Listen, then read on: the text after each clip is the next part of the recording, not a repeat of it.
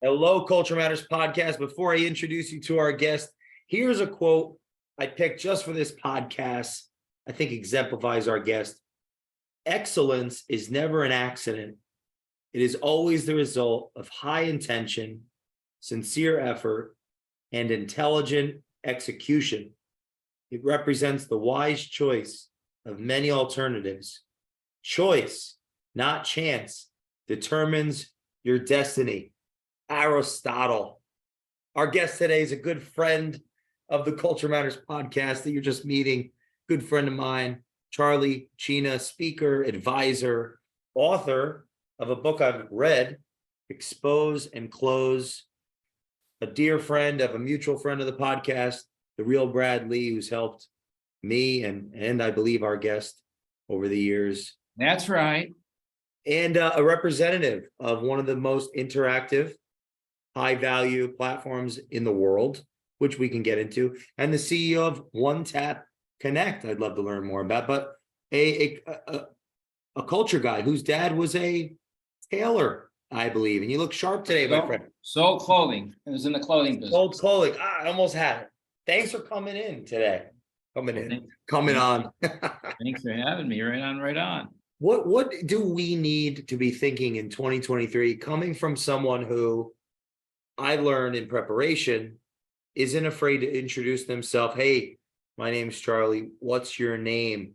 How do I need to be approaching this market where things are contracting? I'm anxious and I don't know what's coming next and I don't know what to do. What's your advice to me? What's your advice to our audience? Well, I just read that Charlie Munger said most financial advisors or people in the financial service industry are just running a little short of being fortune tellers. So I hope that answers your question. Like, ooh. I don't know, bro. Like I'm sitting there like everybody else going, what's next? And I think that's just the answer, right? I think the answer is next.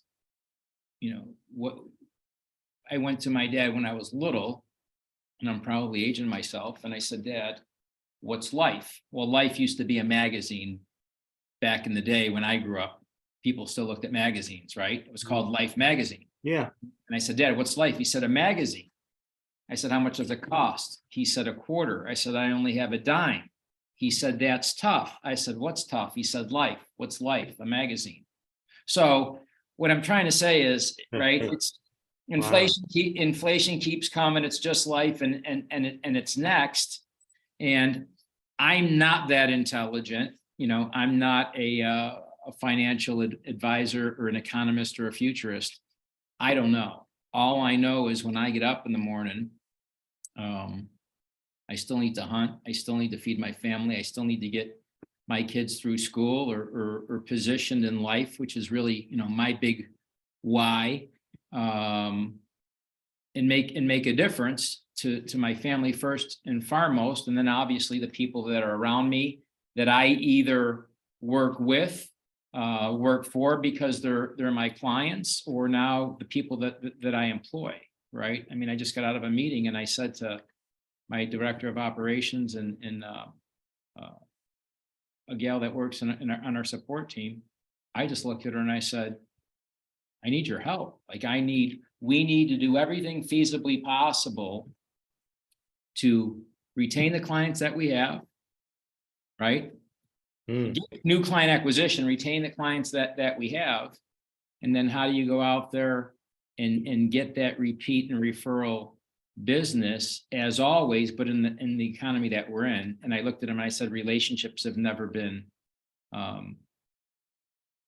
more valuable, I think, than they are at this point in time, because from what they're telling us, whoever they are, right? Things are going to get tougher, and you got to put on that full armor of God, brother, and swing that hammer, swing that sword, and move forward. So I don't have a crystal ball. I'm not a scholar. I'm just the guy that gets up in the morning and knows that the more I introduce, the more I produce, And I try not to get caught up in management mode. It's you got to be out there networking and moving dollars, moving your products and services. How important has networking been in your life, in your Well, business? well, for me, it's everything. I mean, from the time I started out as a paper boy, knocking doors taught me a lot. I tell everybody that part of my life, because I did not know how much that actually built my character. Right? You're knocking a door, you're getting rejected. You're knocking another one, you're getting rejected. You're knocking another one, and the person says, "Yep, I want it." Right? Didn't know it. I sold a paper. What did I do? I closed the deal. Right? You get a little bit of that dopamine rush, and you go on to the next one and go on to the next one. So that really was a big impact in my life, and I didn't realize it until later in life. Wow. But that's the key. The more you introduce, the more you produce. Anybody that thinks, the grass is greener on the other side, I don't know that it is. Every business I've been in, whether it's been, the home improvement business, whether it's been the automotive business, whether it's been the software business with Lightspeed, you got to go in, you got to knock a lot of doors, make a lot of calls, and you got to get through the pain. It's the pain business. We're all in the pain business. I love that. Right? You got to get through the pain to get to the fortune, and nobody rides for free. How do you work through fear? That's a bitch, man. Fear, anxiety, shoot, today, I'm got my team around me and we're talking about stuff, and I'm having one of those days, right? There's just a lot of moving parts. I'm on planes, I'm on trains. I got my Lightspeed business. I've got my daughter in school. She's coming home from school. So, again, people say fear is false expectation being real. I think I work through it now because as I get older, I try to stay disciplined. I think discipline is key. And I think when you're disciplined, fear dissipates. When you're disciplined, fear dissipates. You get up in the morning, you go to the gym. Did I want to go to the gym this morning? No, I didn't. I never really want to go to the gym, but I do feel better when I go to the gym. When I eat right, I do feel better when I put my clothes on in the morning, and I feel good, and I have good energy. That helps me get through my day. All days aren't perfect, so we're all in the same game. You can look at the guy that's a billionaire. He's probably working harder than you are because now he's got to account for all those billions. And I have a lot of friends that are I call them the other side of money, right? There's one thing to be rich, there's another thing to be wealthy, and there's another thing when you're on the other side of money. I love that. That being said, the more you have, the more you have to maintain.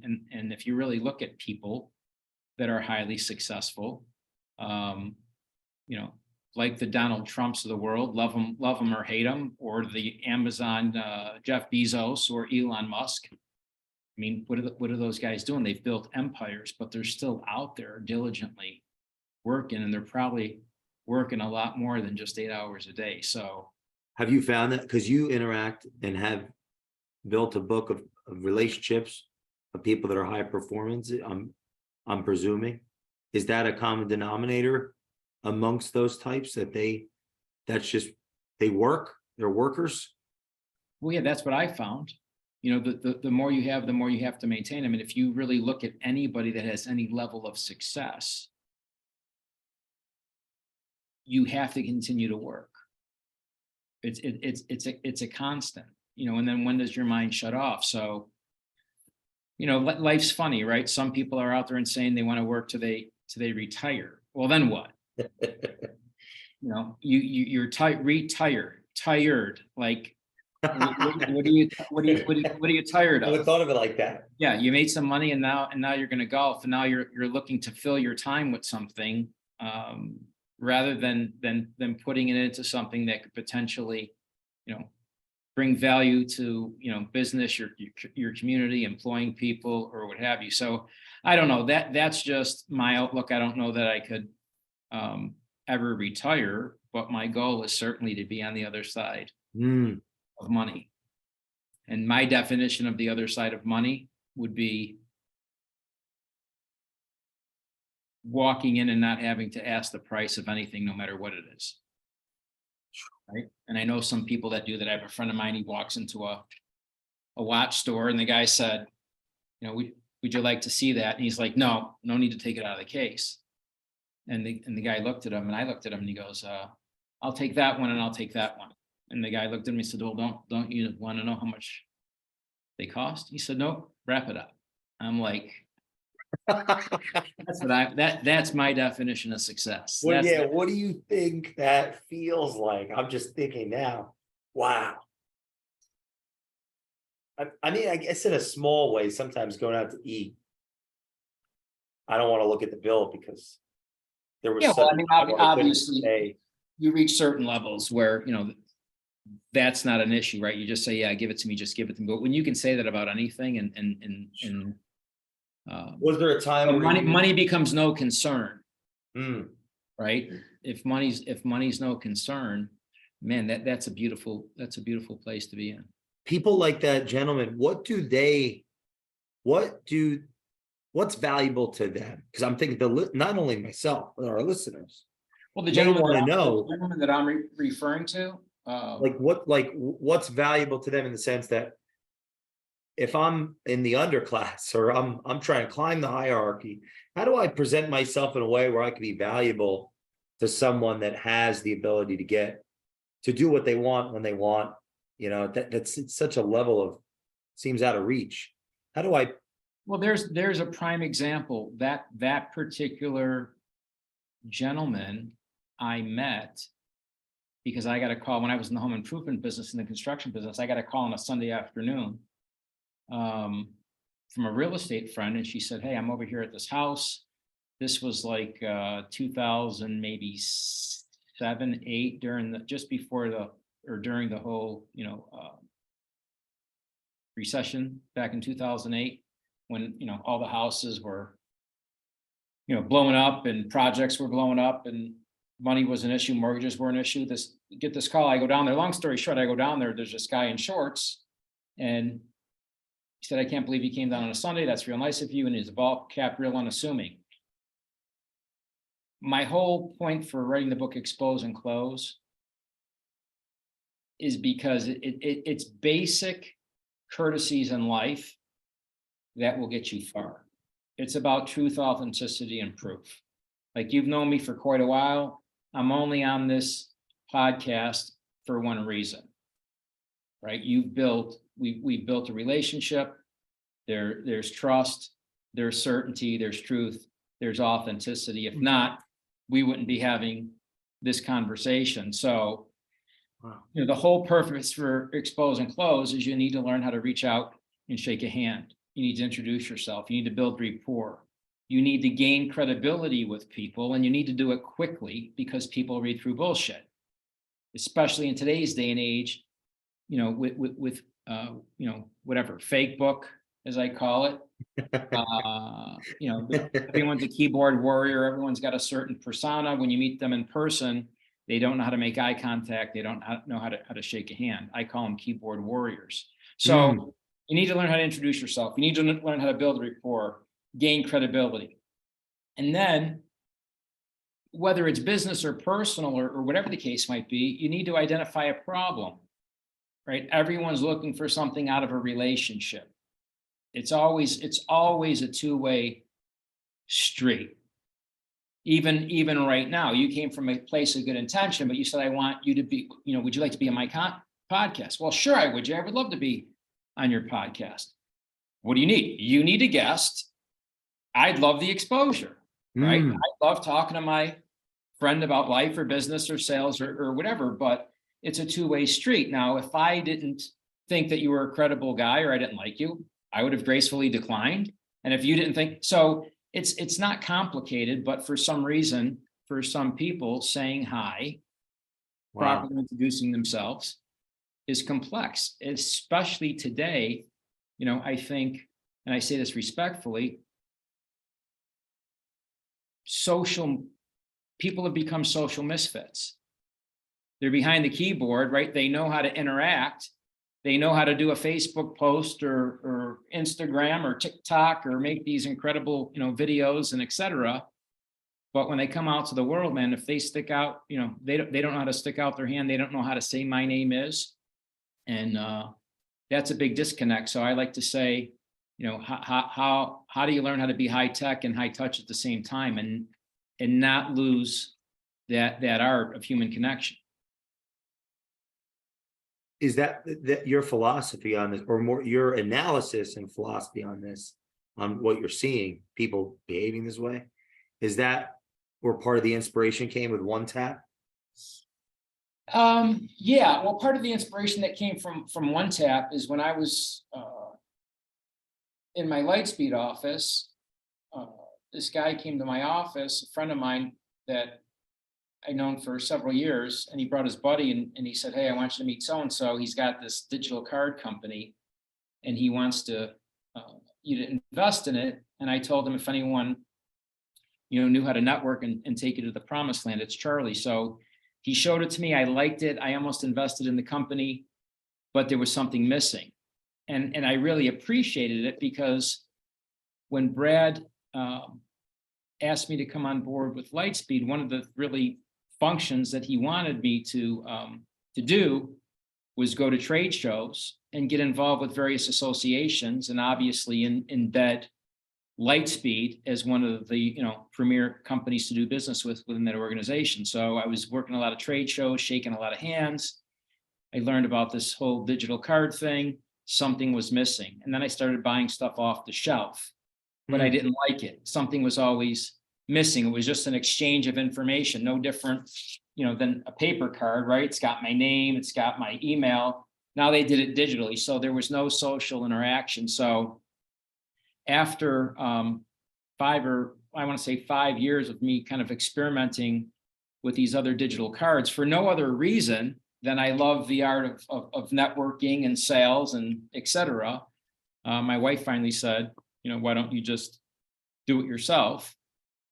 Worked with a lot of people that, got me a little further, but they'd flake out or what have you, and decided to make it for myself. So the whole OneTap concept, yes, it's based around the sales process. It's based upon my years of, sales, networking, shaking hands, but it's a tool that really helps people connect the dots. It helps the user have confidence and certainty when they go up to somebody, that they can properly represent who they are, what they do, and how they can help people. And in the process of tapping somebody's phone and having your microsite pop up, it helps the person that you're prospecting and or just looking to potentially, build a relationship with or a friendship with. It helps them connect the dots about who you are, what you do, and shows your truth, authenticity, and proof quickly. And the end result is, for me, I want people to want what I have versus me having to convince them that I have what they need. Is this in alignment with you've mentioned in other dialogues and in your book, I believe, positioning? Right, absolutely. It's all about positioning. So when you can present yourself in a way that's unforgettable at the first point of contact, you'll get people's attention. What does that allow you to do? It allows you to have a little bit more dialogue. And by using the right words, you then can position yourself as the only logical choice in your space, right? You can pique people's interest to say, oh, this guy's interesting, that gal's interesting. Oh, I need an interactive training platform, or I need somebody to come in and, put drapes in my house or shades in my office, right? Which, by the way, is how I ended up at Lightspeed. I knew Brad since '95. Wow. Right. Wow. But I got a call from his general contractor. The guy needed shades. I was in the home improvement business. I go there, I install the shades. I'm walking out, lo and behold, Brad's getting off the elevator. What the heck are you doing here? He says, hey man, here's an office. Come and go as you please. Just help me sell more Lightspeed. And 11 years later, I'm still selling Lightspeed and obviously have another venture called OneTapConnect. But point being is, everything goes back to having the soft skills of being to present and position yourself so you can profit, right? How do you connect with high level people? How do you convey your marketing message? Who am I? What do I do? And then how do you start a conversation that converts, right? Everyone wants to be a hardcore closer. That's all everyone talks about, right? I want to close. My book is called Expose and Close. But if you read the book, I should have titled it When You Expose, You Close. Because that's, as you went through it, it's a very easy read. But the whole concept is, hi, my name is, what's your name? That Jay, what do you do? Sure. Jay, what do you do? Not what do I do? What do you do? I'm starting the conversation because he who makes the call is in control. Right? How important is being open enough to ask? Well, that's huge. He who makes the call is in control. If I call you and you pick up, I'm in control. I called you. If I come up to you and I stick out my hand and I say, hi, my name's Charlie. What's your name? I'm in control. Mm. Now, if I go up to you and I say, Cold, what's your name? Different conversation. What's your name? Dude, I don't know you. It sounds right, but people, I don't understand. You walk into, well, it sounds simple, but doing it's complex. So I've just been doing it long enough and often enough and having, I don't know how many, it's got to be hundreds of thousands of conversations at this point in my life. Right. But that's the key. You just become, as you've heard, you've heard people say they're unconsciously competent, right? Curry's unconsciously competent. You could probably, spin him around twice. And as long as he knows he's at the 3-point line in the direction of the basket, he's going to sink it. Well, what does he do? It's constant. So I'm not good at tennis. I'm not good at basketball. I'm not a sports guy. But it's like Brad used to tell me, like, dude, can you go work that conference? Can you go talk to that guy? I'm trying to get to that guy. So that's, I guess you could say, what my superpower is, if there is such a thing. And I don't know that it's a superpower. I just think it's, what you focus on, what you get good at, and what you master by doing it a gazillion times. Would you say that that's connecting with people? No question. Yeah, no question. Why? Because people have what you want. People either have a resolution to your problem. People in business have your money, or people have contacts, and referrals, or you get on their podcasts. Right. So what am I hoping for? I'm hoping that we get a shit ton of people listening to this podcast. I'm hoping. Not just you and me. Right. I'm hoping that somebody hears it and calls me and says, I want to hire you as a consultant. I need a Lightspeed platform. I want to know more about your OneTap. Whatever. Right. I mean, that's exposing. Whatever it is. If I was a doctor or a plastic surgeon, what do I want? I want people to know I'm a plastic surgeon, and I can, give them the best nose job, facelift, or tummy tuck, or whatever it is, right? Sell coffee. I got the best coffee on the planet. So we're all in the same game, right? People's needs, wants, and desires are really all the same. The key is, can you come from a place of good intention and come from a place where you're bringing people value, with truth, authenticity, and proof that you can deliver. And people will know that you love what you do, and if you're the real deal. And in most instances, from a sales perspective, then price doesn't even come into play, right? They just know you're the real deal. They want to do business with you. So that's been my experience. But every day I'm still out there. Do you think part of the value in the tech of the OneTap is that if we're all being conditioned, whether we're aware of it or not, to feel the need of control when it comes to knowing things about everybody, like looking things up.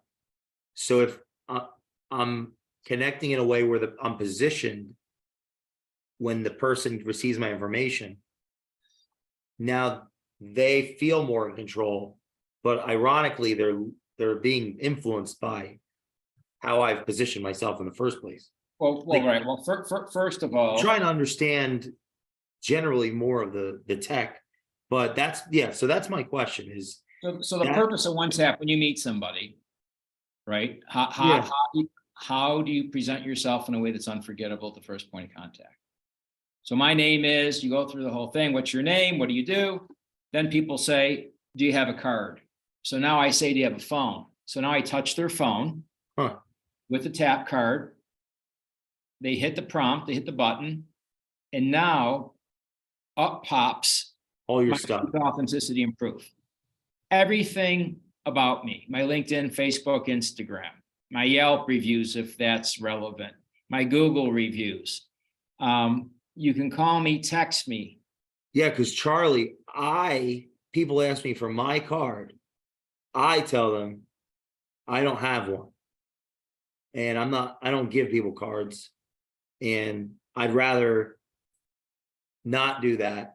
And haven't done that for many years. And it was because years ago, when I was exposing myself, I love your language, to get, inevitably. Oh yeah. Yeah, that sounds a little maybe not the right context, but I would want to get people's social platforms, because then they'd follow me and they'd see the YouTube videos and the this and the that. And so culturally, like psychologically on the same page with the idea of the positioning. I agree with it a million times. It seems as though you've just now providing a tech to bridge and broker that.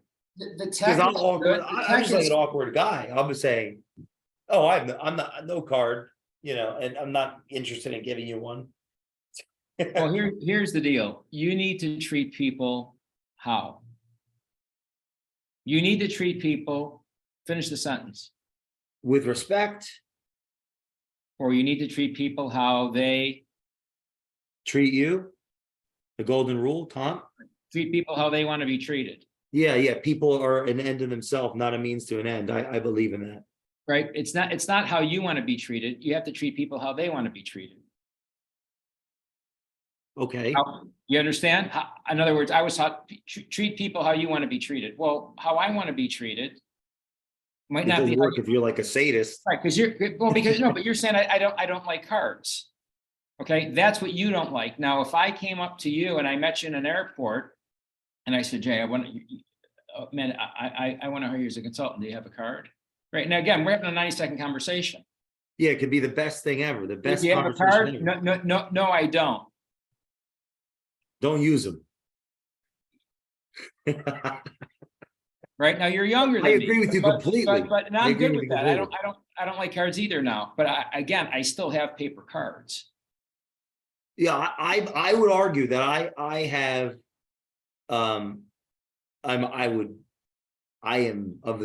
would bet money that I have lost millions of dollars in business because of my personality, which presupposes the lack of the card. And that's funny. I would say that but this technology is sexy to me. Like, so let's talk about personality. What's personality?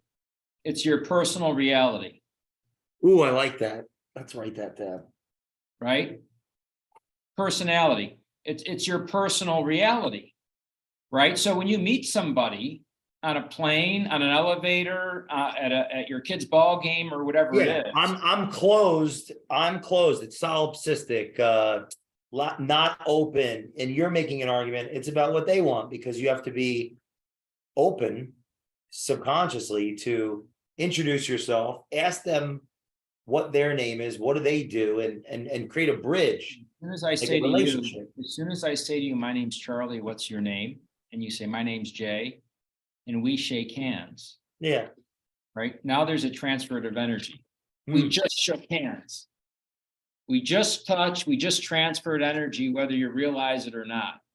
I know your name. Therefore, if I know your name and you know my name, you're not a what to me. Not a stranger. We're neighbors. Not a stranger. As soon as that happens, it's over. You're not a stranger. It's culture. Now, maybe we don't know each other that well. Maybe technically we're strangers, but love your neighbor. Boom. So subconsciously, though, when I know your name, we're not strangers. So now I've got your name. Now it's what do you do? Now we're having a conversation. Now do you have a card? Now, once you say, do you have a card? If I hand you a paper card, you put it in your pocket and say, Jay, nice to meet you. I'll call you. I tap your phone. And this pops up. All your LinkedIn, all your Facebook, your brain's going, oh my God, where did you get that?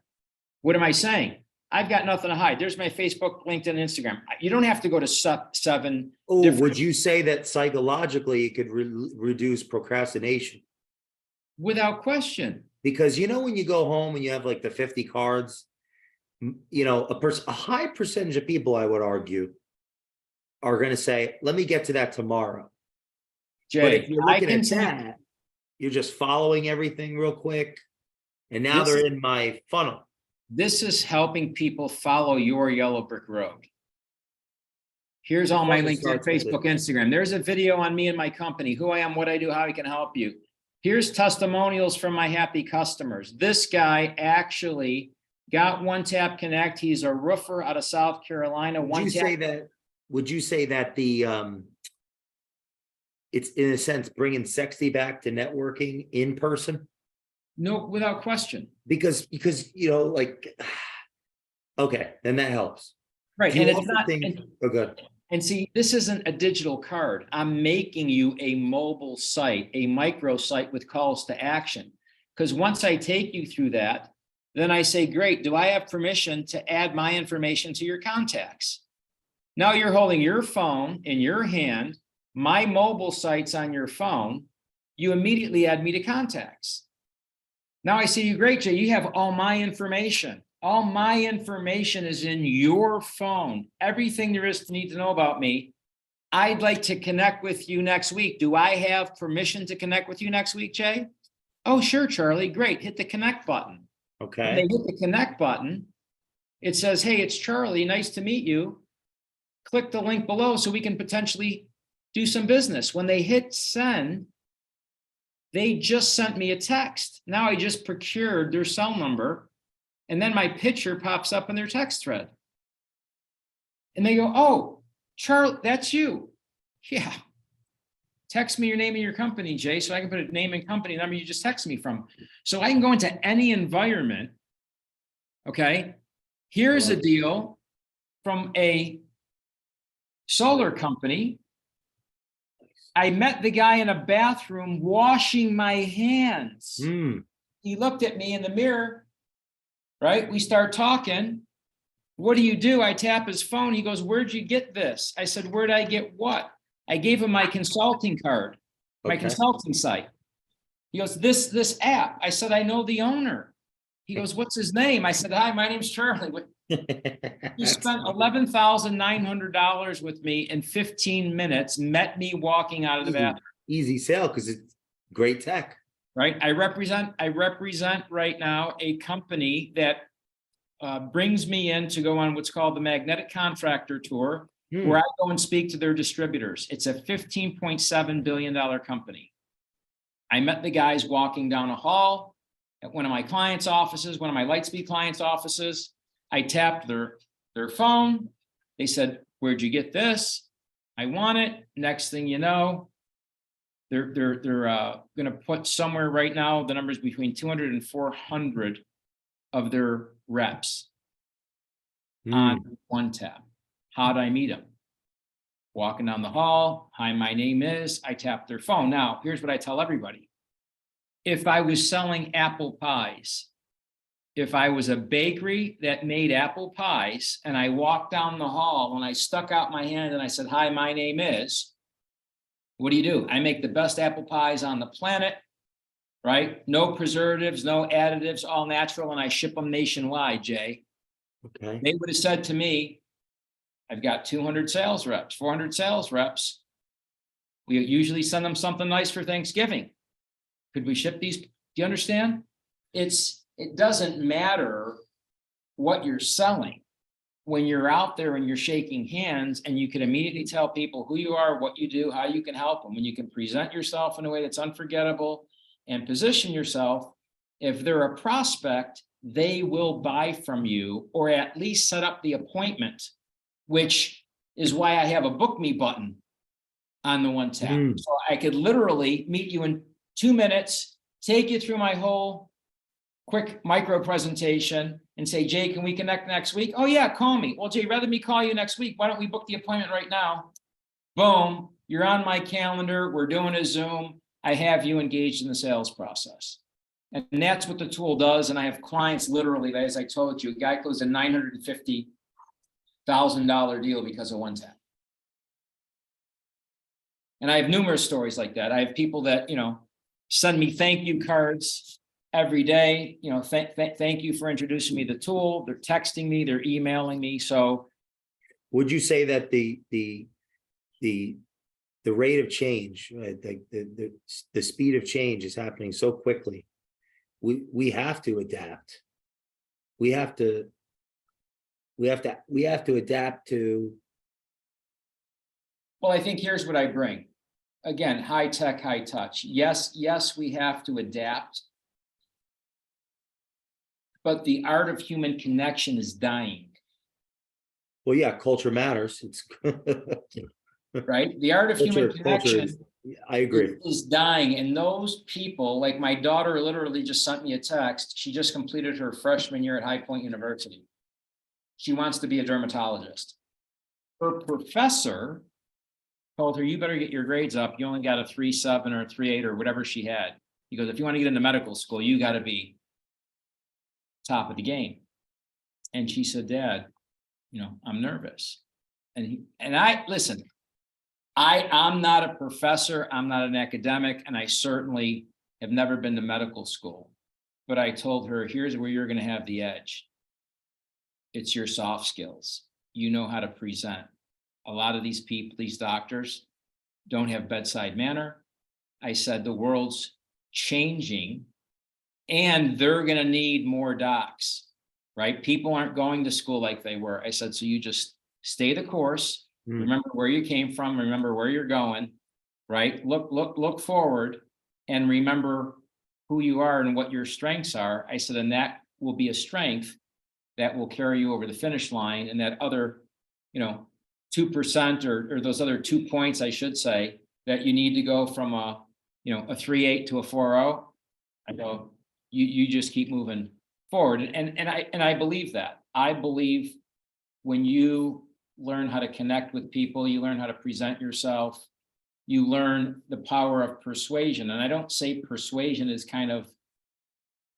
it can be perceived as a negative word, but it's not. When you can come from good intention, truth, authenticity, and proof, you can persuade people. You can get them to see the light, the logic, your passion. Would you say that how you because of the truth and authenticity, how one interacts reveals their character in a way where one would choose to be close to them? One would choose to be. It's like a symptom. It's the persuasion is a symptom of the relationship, the relating, not a cause, not like a blunt force. So that would be how you're different than the rhetoric around the aggressive get the deal now and do this. Correct. But these two forces are both reacting, I would argue, culturally to the consumer having more information, having more control, having more options. Like it's almost like these two forces are reacting. Yeah, The hard and then the open, or I don't know. What do you think of that? here's the deal. I can hardcore close with the best of them.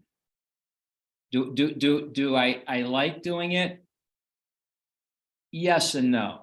Sometimes and I hate to use that term because people, again, take it out of context.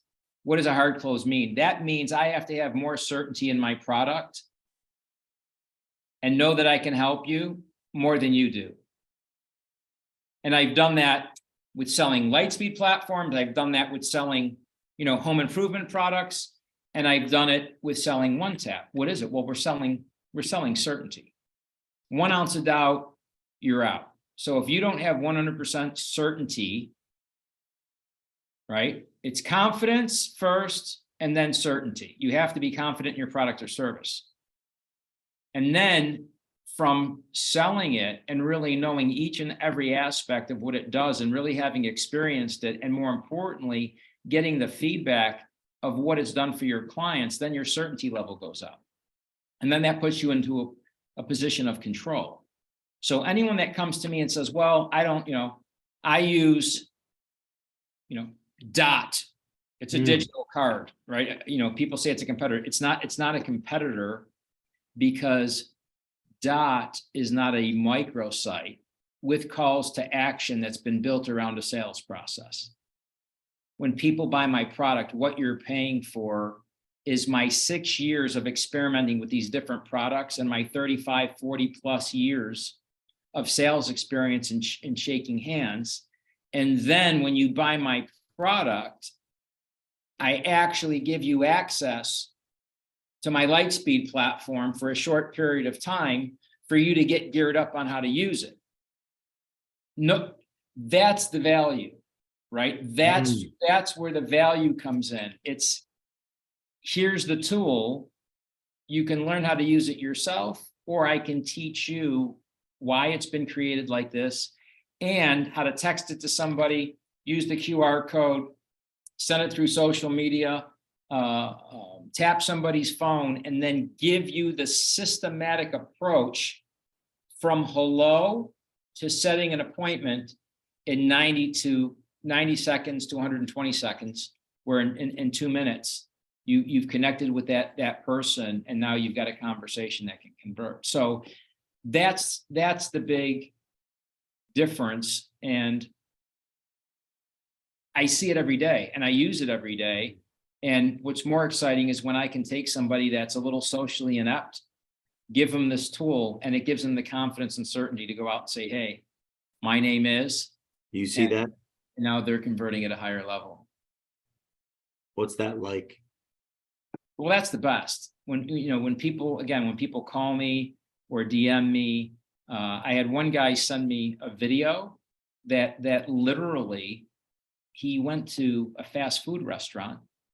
The girl was having a bad day. He said, and forgive me, I forget the gentleman's name. Hi, he said, hey, my name's Jesus. What's your name? And she had her name tag on, but he asked her name anyway. Mary, are you having a good day? Well, I'm not really having a good day, whatever. Well, Mary, keep your chin up, whatever. I appreciate you. What should I order here? Just made some conversation with the girl. Him and his wife go to sit down. They're waiting for their food. 15, 20 minutes goes by. They still don't have their food. She's walking through the dining room. She walks through and she says, hey, Jesus, you didn't get your food yet? He said, no, but I'm not in a rush. She went back there, got his food, okay, realized it was cold.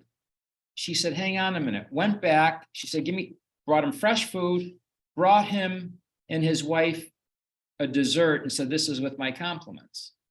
And he said, I can't tell you how touched I was. Not because she gave me the free dessert. He goes, because what you taught me, which was very simple, but yet complex. I just told that girl my name, at a restaurant who was having a bad day. She came out, she gave me service that I would have never gotten. He goes, but what I really got from it is how I touched her, Charlie, and more importantly, how you touched me. So, and again, I'm sure you've done that in your business with people. So that speaks volumes. That's a feeling that truly money can't give you. And I'm not being corny or melancholy I agree with you. Absolutely. Or whatever. Like when you, that's another level of a dopamine rush, for lack of a term, right? When you sell something as a sales professional, yeah, I just made a sale. You're excited. You've acquired another client. That when people call me and tell me that, or I get videos or testimonials like that, I made a difference in that guy's life. So, that's huge. It's almost like the metaphor one tap. It's like that OneTapConnect. I like the name because that one, I don't know, it's like you tapped him in the heart. Introduce yourself. Be open. I hear the word open because sometimes life can beat you up and close you down. It's beaten me up and closed me down in a lot of ways.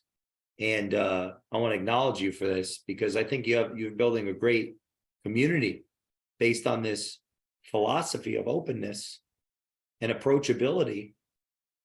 And that's a true testament to it. And it's funny, like I can get all heady on it because I'm sitting right next to a book on the art of mergers and acquisitions. Integration is where mergers and acquisitions, based on the textbooks, and they lose all their money because the company it's supposed to integrate with whatever it acquired, but it doesn't. Why not? People don't connect. And these large institutions lose so much money because they overpay and then they get less value. So what you're saying is profound, Charlie, and I'm excited to see where the technology goes. And I think it also is a brilliant way to help people understand the value of virtual interactivity. Sure. And I because that's a big pill to swallow. It's like heady. So my last question is, what are you most excited about in 2023?